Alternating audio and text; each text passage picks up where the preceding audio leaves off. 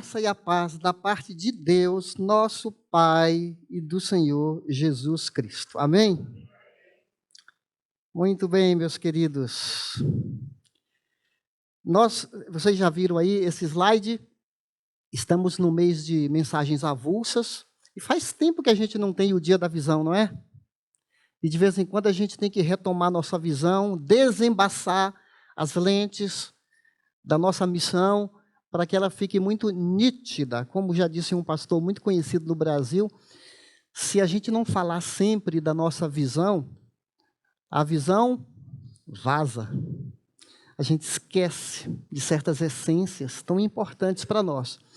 Então, é um dia de alinhamento com aquilo que nós temos falado, porque a estrutura de pastoreio da nossa igreja não é feita através de aos outros. A estrutura de pastoreio da nossa igreja é feita através de uns aos outros. São 50 mandamentos recíprocos. Esse uns aos outros. Amai-vos uns aos outros. Perdoai-vos uns aos outros. Servi uns aos outros. E não aos outros. Então, a gente tem essa estrutura de pastoreio e a gente espera que cada um de vocês esteja conectado a um pequeno grupo para você ser pastoreado. E você também pastorear. Você também cuidar dos outros. Porque é muito fácil falar, eu quero ser cuidado, mas somos chamados para cuidar uns dos outros. E eu quero convidar vocês para lerem esse texto, que está no livro de Êxodo. Se você quiser abrir sua Bíblia, está em Êxodo 17, do 8 ao 16. Êxodo 17, 8 a 16. Além de saudá-los, eu saúdo também quem nos acompanha pela internet. Um grande abraço. Deus permita que logo, logo vocês estejam conosco presencialmente. Aqui está, gente, na tela. Se alguém quiser ler aí outro aplicativo ou Bíblia, posso começar a ler?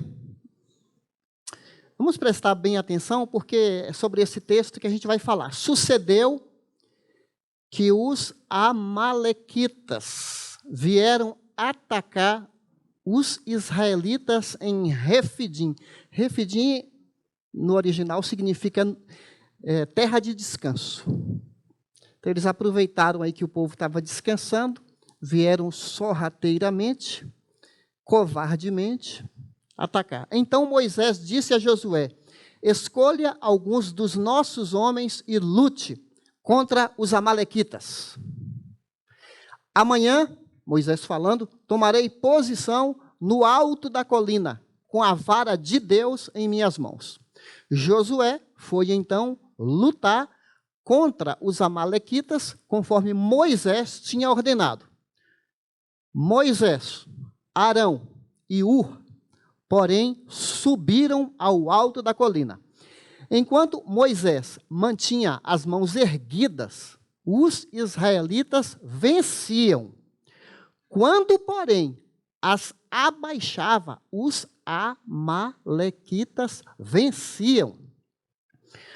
Quando as mãos de Moisés já estavam cansadas, em outra tradução fala pesadas, eles pegaram uma pedra e a colocaram debaixo dele, para que nela se assentasse. Arão e Hur mantiveram erguidas as mãos de Moisés, um de cada lado, de modo que as mãos permaneceram firmes até o pôr do sol.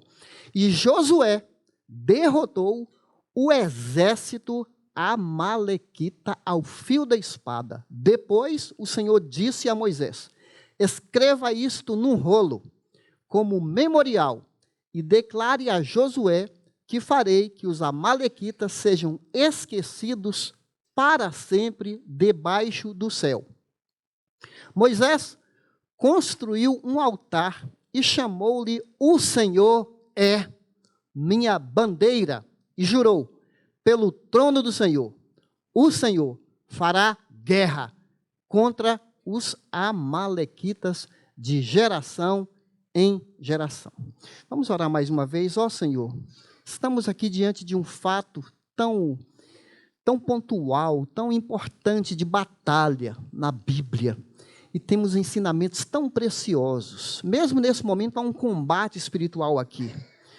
Mesmo nossos pensamentos são em nossa mente um campo de batalha em que o inimigo quer atrapalhar, conspirar contra a tua vontade em nossas vidas. Então nos ajude, Senhor, a capturar, a assimilar, a apreender, a acolher a tua palavra em nossa mente, e que o Senhor seja a nossa bandeira também.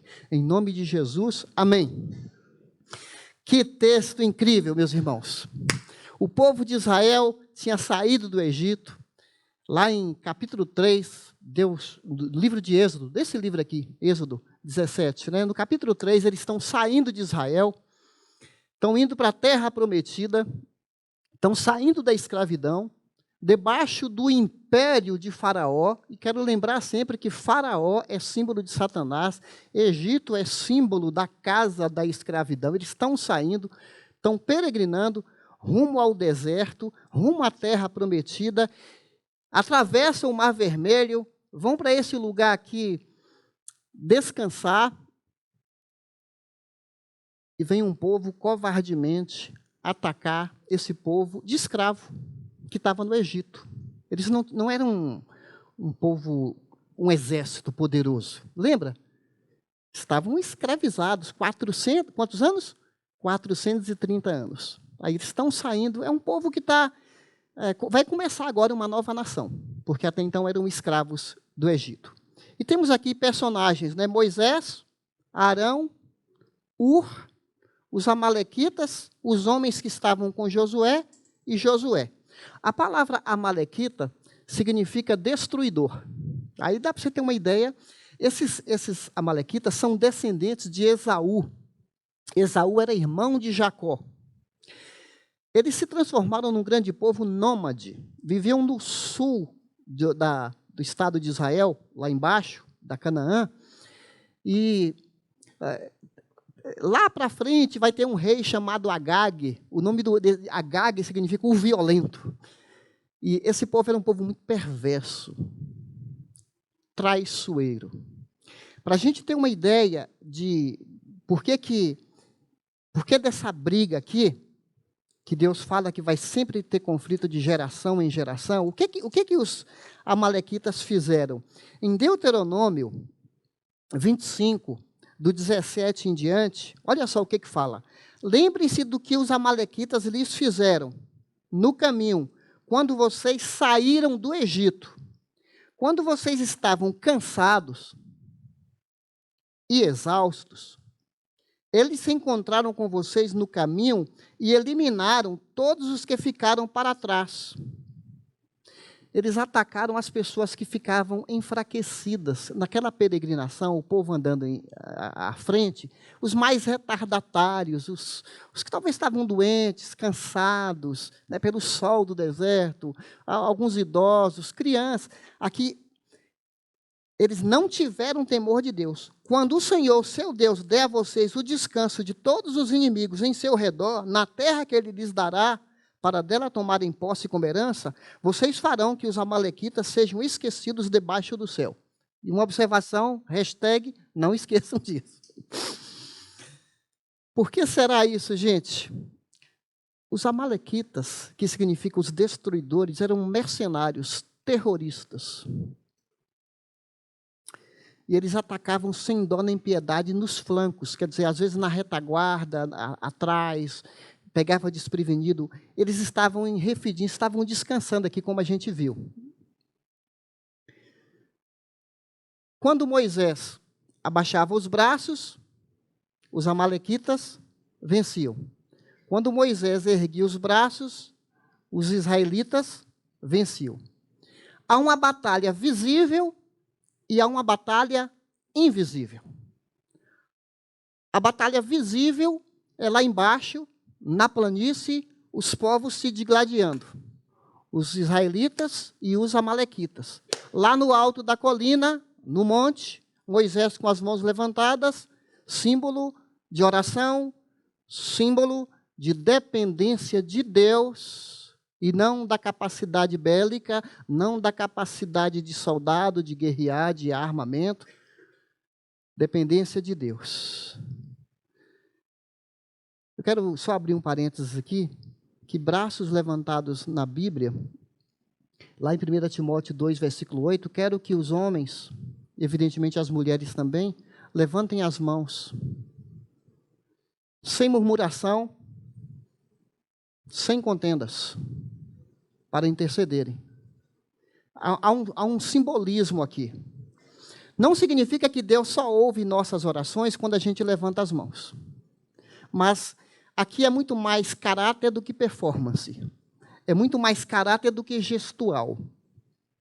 Por quê? Porque fala sem ira nem contenda. Não adianta você vir orar a Deus se você for uma pessoa briguenta, que não resolve seus dramas, que não pede perdão para os outros, que é encrenqueiro, que briga, e é uma pessoa, assim, de difícil convivência, e você, com a cara lambida, para usar uma expressão nordestina, vem adorar a Deus.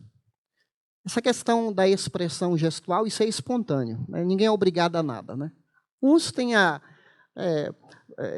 espontaneamente levanta as mãos, faça isso se você quiser. Se alguém não quiser, encare isso como normal. Cada uns são mais expressivos, uns são mais emotivos, outros não, tudo bem, fiquem à vontade.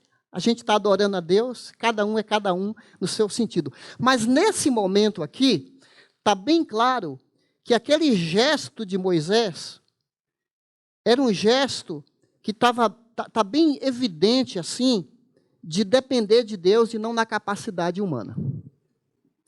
Não é na sabedoria humana. Aliás, a gente tem que tomar cuidado, porque 1 Coríntios 10, 3 a 5, ele diz assim,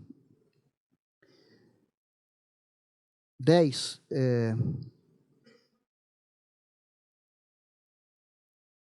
eu anotei a referência errada, mas o texto diz assim, que nossos pensamentos sejam levados cativos à obediência de Cristo, porque nós pelejamos, nós lutamos contra forças espirituais. Então, meus queridos, nós somos encorajados, mesmo na mente tem uma guerra. Mesmo na mente tem uma guerra. E essa guerra só pode ser vencida através da oração. O grande ensino para nós aqui como igreja hoje, que para a gente avançar na obra de Deus, a gente precisa de intercessores, de pessoas que oram. Sem oração, eles não ganhariam. Estavam em desigualdade. Os caras conheciam o deserto, estavam preparados. Os de Israel eram ex-escravos. Para não dizer outra coisa, que viviam na comunidade, para não dizer favela, como falava antigamente, né? Eram pessoas que vinham de uma vida sofrida. Sofrida, os israelitas. E agora vão se transformar numa nação. Tem um salmo que diz assim, Salmo 20, versículo 7, diz assim, uns confiam em carros, uns confiam em cavalos, nós confiamos em o nome do Senhor dos Exércitos. Essa é a ideia. Se fosse hoje, numa paráfrase aqui particular minha, uns confiam numa arma de fogo, outros confiam em segurança pessoal, uns confiam nos seus investimentos aí que estão nas corretoras, nos tesouros, uns confiam em sua competência pessoal, sua capacidade. Nós confiamos em nome do Senhor dos Exércitos. Amém. Gente, tem duas batalhas aqui que estão acontecendo. A primeira foi interna, do povo. Essa é externa. A interna, aqui em Êxodo 17, a água acabou. O povo reclamou. Chiou, murmurou. Quem é você? Falou para Moisés. Tira a gente do conforto do Egito. Olha a mente, a amnésia, a ingratidão. Esqueceram do sofrimento no Egito, porque faltou água, queixa de Moisés. Aliás, fala lá de 17, de 1 a 7, se você for ler, queriam apedrejar Moisés. Quando a gente está com raiva, quando a gente está com fome, a gente fala besteira. Ficamos irracionais. Reclamamos demais. Tem uns que reclamam de tudo, né? Reclama do calor, reclama do frio, reclama do ar-condicionado, reclama se não tem ar-condicionado, reclama porque está trabalhando, reclama porque não arranjou emprego. Nós, infelizmente, reclama do marido, reclama porque não tem marido, reclama do filho, reclama porque não... Gente, se a gente não parar para aprender a conviver com incômodos na vida, porque nós vamos passar por incômodos. E a proposta de agora de manhã, pensando no dia da visão, nós fomos chamados para dependermos de Deus e sermos vitoriosos diante das forças do mal. Vamos ler juntos? Fomos chamados para dependermos de Deus e sermos vitoriosos diante das forças do mal. Muito bem. Nós estamos debaixo de um fogo cruzado. O nosso mundo é um campo de batalha. O nosso mundo não é um parque de diversões. Já dizia um escritor chamado A.W. Tozer. Você acha que a vida é um cruzeiro? Você acha que nós estamos navegando aí num cruzeiro, que tudo tem que estar confortável e tudo tem que estar indo bem? Jesus já nos advertiu, de vez em quando a gente lembra isso. No mundo tereis boletos para pagar, no mundo tereis bronquites, no mundo tereis trânsitos, no mundo tereis alguma doença incurável, no mundo tereis isso. Tereis conflitos em casa, tereis desentendimentos no trabalho, tereis espinhos. A vida é espinhosa, né? Já em Gênesis 3, do suor da terra comerás o teu pão, a terra produzirá espinhos. É difícil produzir. Olha, o povo do deserto tinha um maná que caía do céu. Quando eu vou ao mercado e vejo tanta arroz, feijão, eu fico pensando assim, gente, tanta gente para se alimentar, e sempre tem. Se Deus não estiver orquestrando esse sistema aí de produção, de agronegócio, né, a gente não come, meus irmãos. Deus é soberano sobre tudo isso, e às vezes isso passa despercebido para nós, né? Muito bem, gente, nós estamos num campo de batalha. Qual é o nome do Amalequita? Destruidor. Isso não faz você lembrar de alguém que veio roubar, matar, destruir? Está ligado agora que esse povo representa as forças do mal? O nosso inimigo, ele é cruel, ele é desleal, não é uma luta de MMA. Uma luta de boxe, você tem um oponente que você atinge o oponente. Na vida espiritual, não. Ele é sujo, ele é astuto, é enganador, é tentador, ele perturba, ele cega os incrédulos para não entenderem as verdades de Deus. Talvez alguns de vocês estejam com olhos vendados, que nem compreendem o que eu estou falando, e eu peço para você, ore em nome de Jesus e fala, Senhor, desvenda os meus olhos, para que eu contemple as maravilhas da Tua lei. Porque quando seus olhos são desvendados, a Bíblia deixa de ser um livro comum. As verdades espirituais deixam de ser doutrina de igreja e passam a ser pão, alimento que nutre, que dá esperança para cada um de nós. Nós temos 3 inimigos poderosos. A carne, o mundo e o diabo. Estamos falando de um deles aqui, representado pelos amalequitas. O mundo é o conjunto, é o sistema de valores do homem sem Deus. A indústria cultural que cria ideologias, ideias, a vida de aparência. E o mal é astuto, ele apresenta como algo gostoso, cativante, superior, para iludir nossas crianças, nossos filhos. Ouvi falar que estão sendo criadas leis para que o governo banque a questão de cirurgia para adolescentes mudarem de sexo.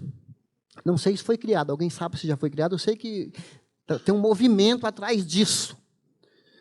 Gente, o Amaleque, as forças do mal, eles não dão trégua, eles não tiram férias, é o tempo todo. Desde o início da igreja, ela assim, sofre ataques, seja de dentro, seja de fora. De dentro é quando a gente começa a reclamar, murmurar, chiar, pôr defeito em tudo, nada está bom, nada presta, e ficamos assim, sem... tem igrejas locais assim que o povo fica com a incapacidade de conviverem bem, porque nem o perdão resolve mais, porque as pessoas nem se olham e não querem mais saber. Que Deus nos livre disso, porque a gente precisa de unidade para avançar, não é? A carne é a nossa natureza, o velho homem, o nosso egoísmo, o nosso coração endurecido. E o diabo são as inteligências invisíveis que nós não vemos, mas que estão aí o tempo todo conspirando para perturbar, atrapalhar o avanço do povo de Deus. Como é que vence o mundo? Não ameis o mundo nem as coisas do mundo. Tiago, capítulo 4, fala isso. A gente tem que tomar muito cuidado, porque alguns de nós somos muito fisgados pelas coisas do mundo. As coisas do mundo nos atraem tanto. Você acredita que tem gente que fica triste se não pode vestir uma roupa de Barbie para assistir o filme de Barbie? Existe uma sedução assim no mundo, que tem gente gastando dinheiro com aparência, com coisas tão fúteis, tão inúteis. Mas é a vida dela. Ela quer ver uma celebridade, ela passa 2 dias na fila, numa barraca, esperando a hora para comprar o ingresso para ver uma celebridade. É muita coisa, não, gente? Eu não sei se eu estou no mundo certo, mas algumas coisas eu fico assim pensando, puxa, como é que vence o mundo? Não ameis o mundo nem as coisas do mundo. Se alguém ama o mundo, o amor do Pai não está nele.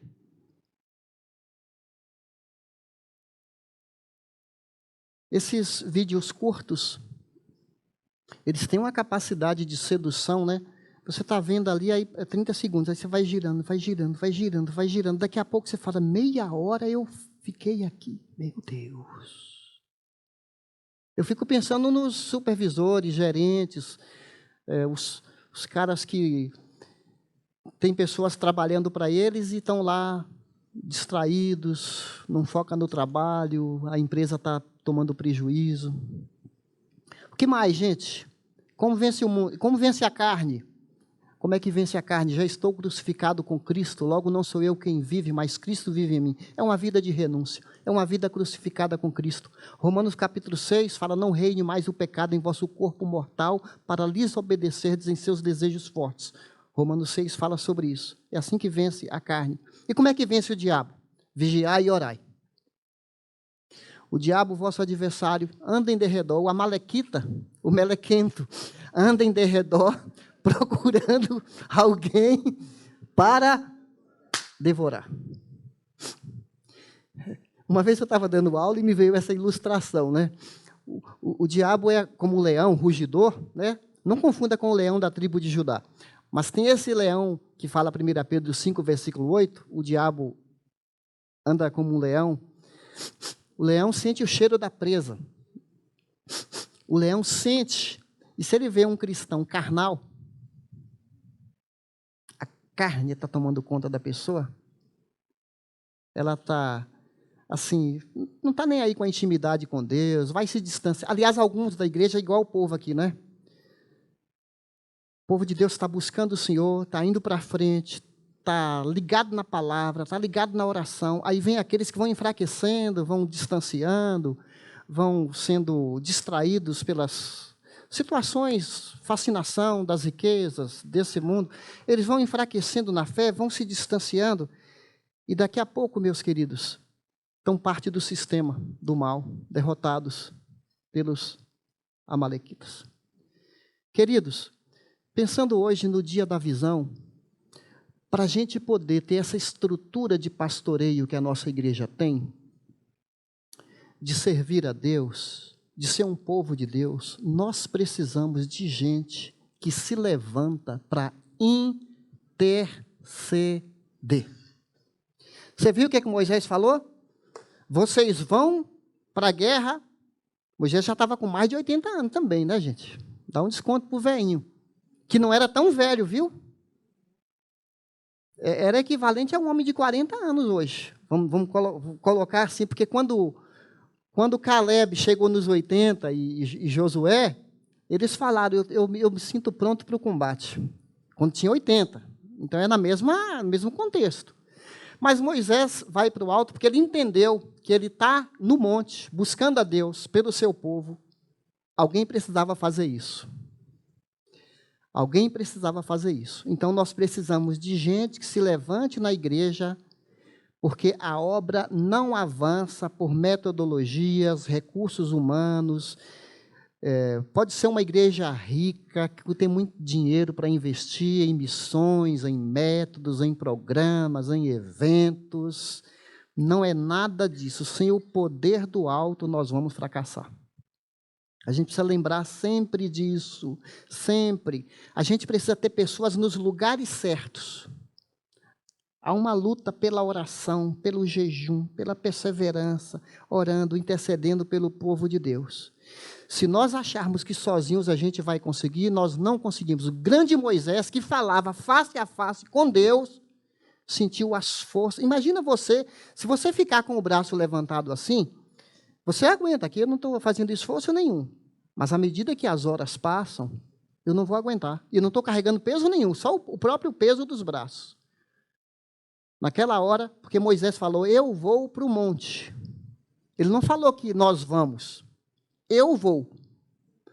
Quando ele disse eu vou, qual o nome dos dois? Arão e Ur. Já ficaram lá por perto. Orando também, gente, porque eles estavam ali sustentando, enquanto Moisés orava. E Moisés ficou cansado. E quando a mão abaixava, eu fico tentando imaginar a imagem, né? Os amalequitas correndo, e o povo de Israel atrás deles. Daqui a pouco as mãos de Moisés abaixaram, os amalequitas viram e o povo de Israel está correndo. Daqui a pouco Moisés levanta a mão, o povo volta. Mas, gente, olha como Deus criou na soberania dele, que ele vai responder nossas orações, nos responder através das orações.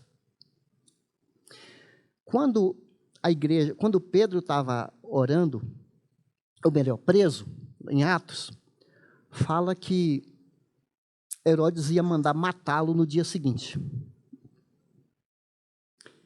E a igreja fala que perseverava na oração. Tiago foi morto à espada, mas não fala que a igreja estava perseverando. Pedro estava preso, a igreja perseverou na oração. Foi um anjo lá, libertou preso, arrebentou os cadeados, libertou Pedro, e Pedro foi livre. Aí daqui a pouco o mesmo anjo que não tinha terminado o serviço, volta e vai fazer o quê? Mata Herodes. Interessante isso, né? Um anjo matou Herodes, forças espirituais a serviço de Deus, para nos ajudar nas batalhas, pela oração. Então a gente precisa de gente assim. Nós temos limitações. Olha esse homem aqui, ó. Olha, eu achei esse texto aqui incrível, né? Epáfras. É um de vocês. Não fala que é pastor, que é apóstolo, que é nada disso. É um irmão. Servo de Cristo Jesus. Envia saudações. Ele está sempre batalhando por vocês em oração, para que, como pessoas maduras e plenamente convictas, continuem firmes em toda a vontade de Deus. Como nós precisamos de gente que fala, eu estou orando por você. Eu lembrei de você na minha oração. Nós precisamos de um grupo, uma retaguarda, onde 2 ou 3 estiverem. A batalha foi ganha porque tinha oração. É um pequeno grupo ali na montanha, orando a Deus, Senhor. A gente não sabe o que estava acontecendo no mundo invisível. Eles estavam pedindo forças para Deus para vencer aquela batalha. Você, durante a semana, você não fica cansado? Sua mão não cansa? Olha, orar é uma batalha. E isso aqui chegou para conspirar para você não orar. Se você ligar isso aqui, primeiro, você vai passar aqui 40 minutos, 1 hora, 2 horas, e vai orar 5 minutos. Agora, isso aqui pode ser bem usado quando você põe aqui no som, no áudio, e você ouve a Bíblia. Você está fazendo alguma ocupação, você pode ouvir a palavra. Olha como isso aqui pode ser, é neutro, né? Mas pode ser usado para o bem. Você pode ouvir a palavra enquanto você está fazendo alguma coisa, ouvir uma boa pregação, enquanto você está fazendo, é uma batalha espiritual, e você está alimentando sua mente de coisas boas. Esses estímulos que nós recebemos o tempo todo no cérebro vão nos deixando uma geração cansada. Um professor universitário falou para mim assim, Edgar, eu dou aula para jovens, mas eu preparo minhas aulas, e eu vejo assim na faculdade, os jovens de 22, 25 anos, eles estão ali no celular, eu vejo o desinteresse, e alguns estão ligados, mas muitos estão com a mente, eles usam a expressão ferrada, estão com a mente zoada. Aí ele falou, eu vou investir em adolescentes, porque o adolescente está em fase de descoberta, e é uma pessoa que crê em Deus, ele quer ser uma influência, eu vou influenciar os adolescentes, para quando eles chegarem nessa idade, eles estarem com a mente mais receptiva. Você percebe isso? Quando você recebe muito estímulo, você fica cansado, não sabe ler direito, não sabe interpretar texto, fica só na imagem. Gente, para você pensar nas consequências disso. Então, queridos, nós precisamos também de pessoas que tomam iniciativa. Aqui no versículo 10, fala que eles 2 foram para a colina também. Olha, se eles não tivessem tomado iniciativa, falando aqui pela nossa observação, pode ser que teria perdido a guerra. Tem muita gente com muita capacidade nas igrejas. Participam, mas não participam, não se entregam.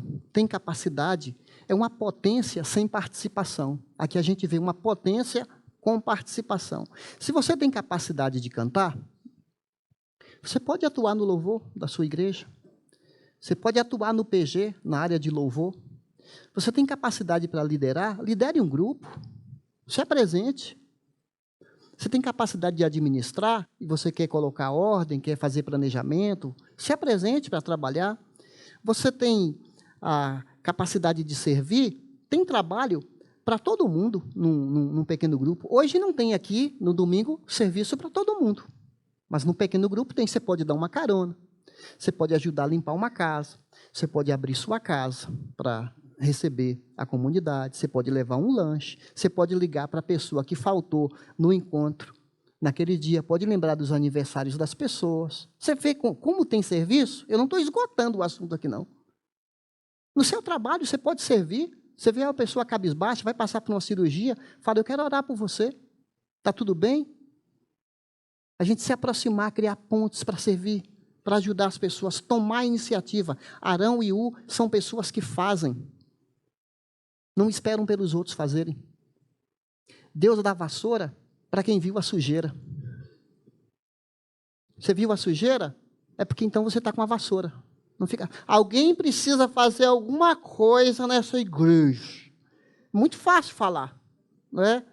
Há muita boca para falar e poucas mãos para ajudar. Você vê que todo mundo tem um lugar na obra de Deus. Precisava de guerreiros lá embaixo para enfrentar o inimigo. Precisava deles. Precisava de líderes. Josué estava lá.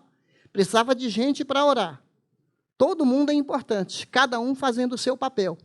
Na obra de Deus também, todos são importantes. E a Bíblia fala assim: sejam fervorosos, servindo ao Senhor. Fervor fala de paixão. Fervor fala de... Você não precisa ser chamado. Não sei nessa igreja aqui, mas algumas igrejas, as pessoas, quando precisa de voluntário para as crianças, só falta esgoelar aqui. Precisamos de gente para nos ajudar, para ser treinado, para poder trabalhar com as crianças. Em algumas igrejas, só as mulheres que vão. Não sei se é o caso aqui dessa igreja. Mas alguns homens acham é serviço de mulher. Tem algumas igrejas que pensam assim: ah, esse movimento de oração é coisa de mulher. Será que a Malequita está fazendo sua cabeça para você ser omisso? A gente não viu o Epáfras aqui, um homem destacado, oração? Graças a Deus pelas Déboras, que oram. Mas todos nós fomos chamados para orar. Todos nós. Você veio para cá, você viu essas pessoas comprometidas com a causa, estão aqui nos servindo, não ganham dinheiro nenhum para ministrar para nossos filhos, para cuidar da livraria, para fazer um almoço, para cuidar do som. Essas celebridades que ficam aqui na frente são remuneradas. Nada disso, não são. É por amor, por comprometimento. Será que a gente precisa ficar fazendo apelos assim? Um ônibus, certa vez, atolou na lama, numa estrada de terra. Aí o motorista, naquela situação toda, falou assim: eu preciso de ajuda. Se a gente tiver um grupo bom, a gente tira o ônibus daqui. Aí um grupo desceu e começou a empurrar o ônibus a duras penas, imagina o tamanho de um ônibus. Outro grupo falou: e eu não vou sujar meu sapato nessa lama, de jeito nenhum. Outros saíram e começaram a reclamar da estrada, do ônibus, do dono da empresa, e não sei o quê. Quer dizer, parece que assemelha-se às vezes com a igreja, né? Poucos realmente vão para cima, tomam iniciativa, são comprometidos com a causa, e outros gostam de assistir. E alguns assistem à distância. Não estou falando que é o caso de vocês pela internet, mas... porque às vezes a pessoa está doente, né? A pessoa está doente, está viajando, não é verdade? Nós conhecemos Moisés, conhecemos Josué, conhecemos Arão, que era o sacerdote. Quem é esse Ur? Nunca vi nem mais magro, nem mais gordo. Quem é esse Ur que aparece? Não fala que ele tem cargo nenhum. Não era líder de nada. Ele falou: meu líder está precisando de ajuda, eu vou lá. O que era o Ur? Segurador de braço. Segurador de braço. Mas que segurador de braço importante. Quem é fiel no pouco, será fiel no muito. Não é verdade? Deixa eu avançar um pouquinho aqui. Deus nos capacita, meus irmãos. Não só quem tem cargo, quem é diácono, quem é pastor, quem é seminarista. Deus capacita, todos nós temos o Espírito Santo de Deus. Vamos lembrar o sacerdócio dos crentes. Você crê em Deus, você é habitado pelo Espírito de Deus. Você pode tomar iniciativa e servir a Deus. E a nossa maior alegria, eu faço para Deus, não faço para homens. Seu nome às vezes é esquecido, às vezes esquecem seu aniversário, às vezes não te reconhecem, mas tomara que cada um de nós seja conhecido no céu e no inferno. Isso é que interessa. No inferno, como assim, pastor? Eu lembro daquela história que o diabão colocou lá uma foto daquela pessoa e falou para os demônios: peguem esse sujeito, eu quero aquele. Tomara que seja seu nome lá. E não tenha medo. Não tenha medo. A gente não, ele é que tem medo da gente. Você tem que lembrar isso sempre. Jesus já triunfou na cruz. Ele tem medo de nós. É por isso que ele não quer que você ora. É por isso que ele não quer que você ora. Tem um desânimo no povo de Deus para orar. Você convoca para a oração, o povo não vai orar. E o diabo, ele está sabotando, porque ele sabe que se você orar, se você perseverar, ele não tem espaço. Mas aí a gente não crê na oração.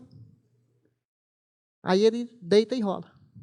Aí a gente fica 6 horas por mim, fica só pedindo, levanta você para orar, e se você está fraco, gente, me acode aqui, me segura aqui. Fala a verdade. Rogério, quantos minutos eu tenho aí? Só me dá um alô aí para eu não... 10, obrigado. Precisamos de pessoas leais à liderança. Pessoas leais, aqui fala que eles ficaram com as mãos firmes até o pôr do sol. Imagina você segurando um braço de manhã até o pôr do sol, suor descendo na nuca, na cabeça. Você em pé, sem comer. E você ali perseverando na oração. Precisamos de pessoas leais, que ajudam seu líder, que não fica dando cotovelada no seu líder, não fica falando mal do seu líder. Ah, irmãos, como a unidade, todo mundo aqui sincronizado, isso faz a obra de Deus avançar, avançar, avançar. Então, esses homens eram fiéis à liderança. Eles sabiam que se não orassem, o trabalho ia fracassar. Queridos, esse homem aqui, ele é mencionado também lá em Êxodo, capítulo 24, ao lado de Moisés, antes de Moisés subir para receber os 10 mandamentos. Eu vou usar um exemplo aqui. Davi, vem aqui, Davi. A gente precisa... Hoje é dia da visão, não é? Então, nós faz de conta que nós dois somos líderes. Tá certo? E Deus nos deu uma visão para seguir. A gente tem que estar junto naquele foco. Qual é a missão da nossa igreja? Viver para a glória de Deus, impactar vidas, fazer discípulos de Jesus e usar os PGs como estratégia para isso acontecer. Aí o Davi, ele quer ir para lá, vai para lá. Mas eu quero ir para cá. A visão é para cá, Davi. Ô, gente, obrigado, Davi. A gente precisa de unidade. É como você está remando um barco, né? Você está remando um barco. Aí alguém fala, não. É para remar ao contrário. É para remar ao contrário. Não atrapalha? A gente não precisa de lealdade. É na unidade que Deus derrama a bênção. Salmo 133. Uma igreja dividida, ela não vai para frente. Quando as pessoas começam a fofocar, falar mal umas das outras, brigam, disputam por causa de dinheiro, levam irmão para tribunal, vivem imoralidade. Vivem imoralidade. A gente ensina uma coisa, a pessoa vive outra. Amaleque aparece para poder enfraquecer você. Leais à visão. E por último, gente, pessoas multiplicadoras. Ué, pastor, onde é que você tirou isso aqui? No Êxodo 18, Moisés vai criar pequenos grupos. O sogro de Moisés vê Moisés muito atarefado, centralizador, e ele fala para Moisés: treine homens, escolha homens capazes para treinarem. Acontece lá em Êxodo 18, o conselho de Jetro, e a primeira criação de pequenos grupos que a gente vê na Bíblia. Moisés se tornou um multiplicador. E os líderes deles também se tornaram multiplicadores. É o que a gente está tentando fazer na nossa igreja. Você sabe essa sala visão que a gente tem de manhã? Essa sala de visão, sala de visão, sala da visão. Obrigado, Sandra, fica melhor. Tem uma classe que é a classe da visão. Essa classe é para treinar nossos líderes para os pequenos grupos. É uma fase 2, porque a fase 1 é aqui com o pastor Paulo. É a classe da vida cristã. Então, você que nos visita, você que é de outra igreja, por favor, Fique aqui com o pastor Paulo, recebendo esse primeiro treinamento. Depois dessa fase, você vai para a sala visão. Tem outros professores lá. Atualmente, eu e o Disseu estamos lá. A sala visão é para nos ensinar, a nos treinar para sermos líderes de pequenos grupos. Ah, mas eu não quero ser líder. Mas a gente quer que você seja um membro capacitado. É um um Josué. E de repente você vai ser o líder. Você pode passar uma fase como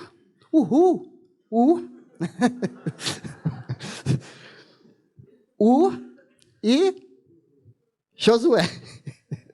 E o Boa. Boa. Você me fez esquecer aqui, Flávio. Deixa que eu falando. Assim, depois lá na sala visão, você é treinado e você vai nos ajudar.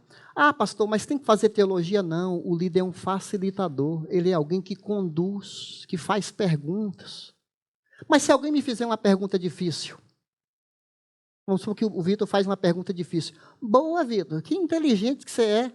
Olha, é interessante sua pergunta. Na semana que vem eu trago a resposta. Não precisa você ficar com medo, não é? Está vendo? Então, gente, agora eu quero pegar ainda em Êxodo 38, de um cara multiplicador, 38, versículo 22. Êxodo 38, 22. Bezalel, filho de Aholiabe, filho de Aizamaque, da tribo de Dan, artesão. Eu vou voltar de novo, gente. 22. Bezalel, filho de Uri, neto de quem? Olha a figura aqui. Neto de Ur, da tribo de Judá, fez tudo que o Senhor tinha ordenado a Moisés. Com ele estava Aholiabe, filho de Aizamaque, da tribo de Dan, artesão. Olha o neto do Ur. Artesão, projetista, bordador em linho fino, de fios de tecido azul, roxo e vermelho. Esse cara foi o engenheiro do tabernáculo. Fala que ele era cheio do Espírito Santo, era um cara que sabia trabalhar com as mãos. E ele aparece várias vezes o nome desse camarada, Bezalel. O era um multiplicador, ele treinou sua descendência. Ele é uma referência da sua família. Você, vô, você pode ser uma referência da sua família. Você, pai. Ah, mas eu não tenho filho. Apóstolo Paulo não tinha filho. Mas ele deixou uma poderosa descendência, filhos espirituais. Ele era um multiplicador de líderes. O apóstolo Paulo não estava sozinho, estava com Silas, estava com Timóteo, estava com Tito, com Epáfras. Ele era uma pessoa que treinava os outros. Nos nossos PGs, a gente precisa treinar líderes. Treinar líderes. Se a gente não tiver mais líderes, não vamos ter mais PGs. Não adianta ter casas abertas se não tiver líderes. Mulheres e homens. Para nos ajudar. E tem muita gente aqui com tanta capacidade, e às vezes você lidera no seu trabalho, é responsável por alguns setores no seu trabalho, mas a obra de Deus não é prioridade, a obra de Deus não é importante, a obra de Deus a gente vai fazendo meia boca. Para você pensar nisso.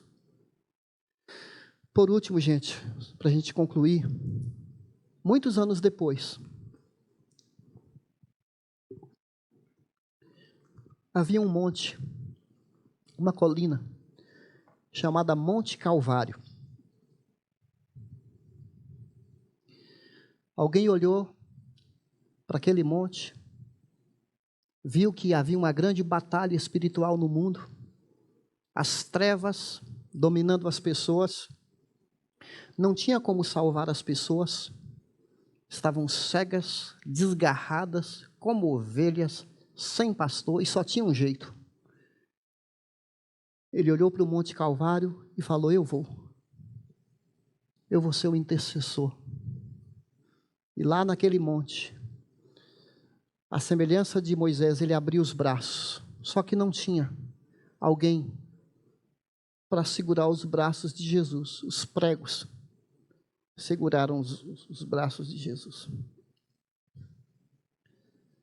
E ali ele absorveu a ira de Deus sobre ele, com tanta intensidade, porque eram os pecados do passado, do presente e do futuro. E Isaías fala que ele foi moído pelas nossas transgressões. O castigo que era para nós caiu sobre ele. E pelas suas pisaduras, pelos seus sofrimentos, a gente foi sarado. Não teve alguém para ajudar, ele teve que passar aquilo sozinho por nós. Mas ele é o nosso maior intercessor. Ele está à direita de Deus. Ele intercede por nós. Por isso, se Deus é por nós, quem será contra nós? Mas se Deus for contra nós, quem será por nós? Então a gente precisa muito ter um intercessor, alguém que pagou caro para nos libertar. E a guerra está vencida. Jesus já venceu. É só uma questão de tempo. A gente está avançando, o inimigo ainda está, mas ele bate em retirada. Resistir ao diabo e ele fugirá de vocês. Pela oração, a gente vai avançando, avançando, avançando.